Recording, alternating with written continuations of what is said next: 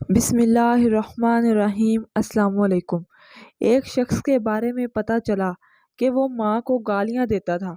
امیر المومنین عمر فاروق رضی اللہ تعالیٰ عنہ نے اس شخص کو بلوایا اور حکم دیا کہ پانی سے بھری ہوئی مشک لائی جائے۔ پھر وہ مشک اس کے پیٹ پر خوب کس کر بندھوا دی اور اس کو کہا کہ اسے اسی مشک کے ساتھ چلنا پھرنا بھی ہے اور کھانا پینا بھی ہے اور سونا جاگنا بھی ہے۔ ایک دن گزرا تو وہ بندہ بلبلاتا ہوا حاضر ہوا کہ اس کو معاف کر دیا جائے، وہ آئندہ ایسی حرکت نہیں کرے گا۔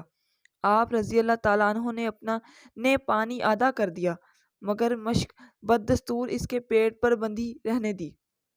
مزید ایک دن کے بعد وہ بندہ ماں کو بھی سفارشی بنا کر ساتھ لے آیا کہ اس کو معاف کر دیا جائے اور اس مشک کو ہٹا دیا جائے۔ وہ 2 دن سے نہ تو سو سکا ہے اور نہ ہی ٹھیک سے کچھ کھا سکا ہے۔ آپ نے اس کی ماں کی طرف اشارہ کر کے فرمایا کہ اس نے تجھے پیٹ کے باہر نہیں بلکہ پیٹ کے اندر اتنے ہی وزن کے ساتھ 9 ماہ اٹھا کر رکھا ہے۔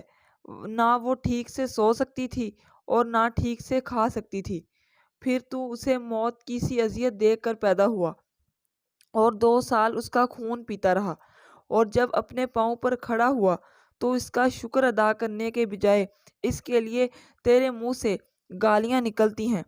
اگر آئندہ یہ شکایت موصول ہوئی تو تجھے نشان عبرت بنا دوں گا۔